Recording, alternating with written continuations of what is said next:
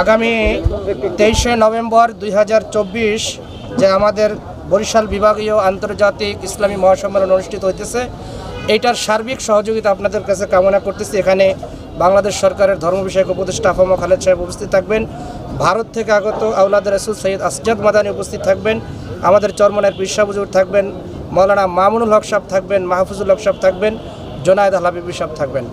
আমরা আশা করি আপনাদেরকে এই সম্মেলন যাতে সুষ্ঠু সুন্দর হয়, এজন্য আপনারা আমাদেরকে সার্বিক সহযোগিতা করবেন, ব্যাপক প্রচারেও আমাদেরকে সহযোগিতা করবেন ইনশাআল্লাহ।